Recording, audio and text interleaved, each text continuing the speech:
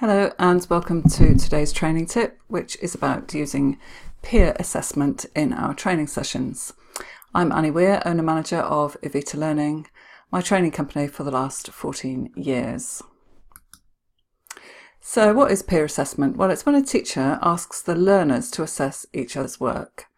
This could be a practical task where learners observe someone else's work or the product of their work. So examples of that would be if you do the award in education and training, the part of it is you have to do a micro-teach, a short training session to your peers, and you get feedback from them as well as from me, and you in turn have to give feedback as well, of course. And another way of doing using peer assessment in a practical task might be such as in construction training, when students inspect and measure things that their peers have made during the lesson, sort of measuring angles on window frames for the joiners, for example. And you can also use peer assessment with written work. I've seen many trainers ask their students to swap answers to questions posed at the end of the session to test learning, a bit like in a pub quiz, where teams swap their answer sheets. And what I like to do actually is to split a big group down into smaller groups and ask the groups to pose questions to the other ones to test their learning from the session. And I quickly learned that I had to make it clear that they had to know the answers to the questions before they asked them to the other group. So why use it? Well, it can help clarify understanding of a subject. Students can learn from each other, and sometimes students will take constructive feedback more readily from each other than from you, not always, of course.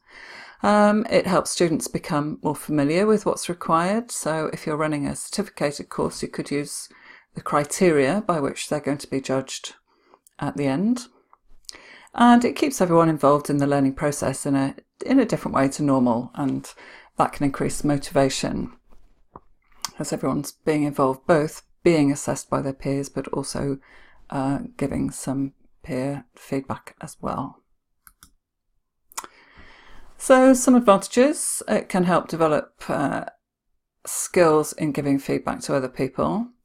This is good, of course, if people are learning to be teachers or trainers, but it's also an important life skill as well, to be able to give feedback to others in a constructive and a positive way. And it encourages everyone to focus on the task being learnt, as they'll be required to contribute to the assessment task at the end. And, peers might notice different things to you. There are some disadvantages, of course. Learners sometimes do find it difficult to be objective in their judgments, especially if they have friends in the group or people they don't like. And you need to manage it carefully and think about perhaps who will give feedback to who. And everybody needs to understand exactly what is being assessed. So some tips for managing peer assessment. I would devise some sort of checklist for each learner so that they're making judgments about those criteria only. I would go through the basics of giving feedback and agree a way to give feedback, such as starting with something positive. And don't forget at the end of it as well that you are the expert as the teacher, the trainer, the instructor, and you have the final say about the success or otherwise of your learners.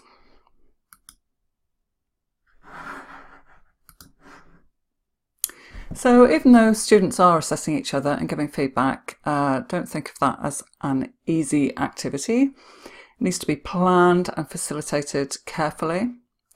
And actually, I'm more exhausted after a day of facilitating micro-teach sessions than when I'm the one leading the teaching all day long. So thanks for listening, and I'll be back with another training tip very soon. Bye now.